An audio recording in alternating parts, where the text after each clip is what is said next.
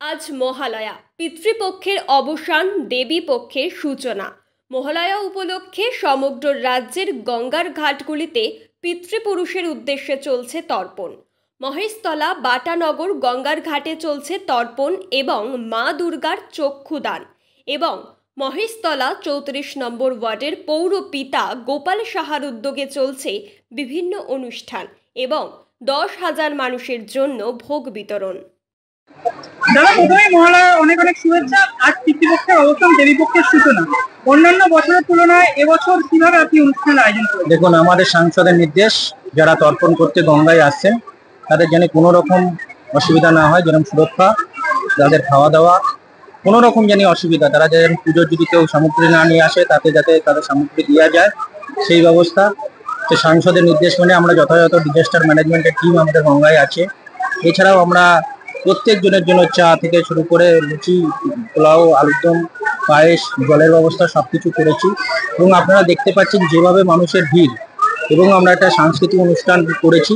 আমাদের পুষ্কুশারি আছেন, তিনি এই অনুষ্ঠানটা আয়োজন করেছেন। এছাড়াও দেবী মাকে আমরা এখানে চক্ষুবরণ হয়েছে, প্রচুর মানুষের ঢল আপনারা দেখতে পাচ্ছেন। আমরা সকালে একটু বৃষ্টি ছিল বলে আমাদের একটু মন খারাপ ছিল কি হবে, কিন্তু মা সব ঠিক করে দিয়েছেন। আপনারা দেখতে পাচ্ছেন মানুষের ঢল, সেই কথা বলছি। বৃষ্টিকে উপেক্ষা করে মানুষের জনজোয়ার, কি বলবেন?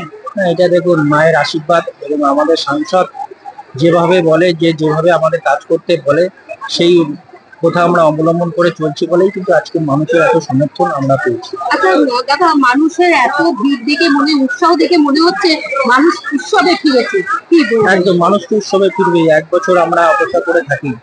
আজকে মহালয় পুজোর সূচনা হয়ে গেল, এরপর থেকে আমরা দিন কাউন্টিং করবো। প্রথমা, দ্বিতীয়া, তৃতীয়া, চতুর্থী, পঞ্চমী, ষষ্ঠী, অষ্টমী, নবমী, দশমী।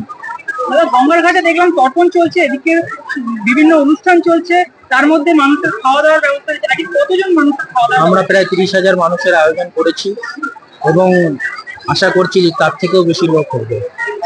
অন্যান্য বছরের তুলনায় কি এবছর কি ভিড় আরো বেশি? এবার আরো প্রত্যেকবার ভিড়কে একটা দিচ্ছে। কারণ মহালয় আমাদের সাংসদের নির্দেশে এক অন্য আকর্ষণ তৈরি হচ্ছে বাটা গঙ্গার ঘাটকে। আপনারা দেখতেই পাচ্ছেন মানুষের ভিড়, প্রত্যেকটা ঘাটকে কিন্তু এই বাটা গঙ্গার ঘাট ছাপিয়ে গেছে। আজকে আর কি কি অনুষ্ঠান আছে সারাদিনে?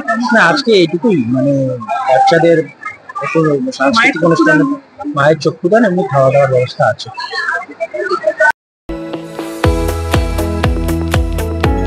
আপনারা দেখছেন ইউএন লাইভ, বাংলা খবরের শেষ কথা।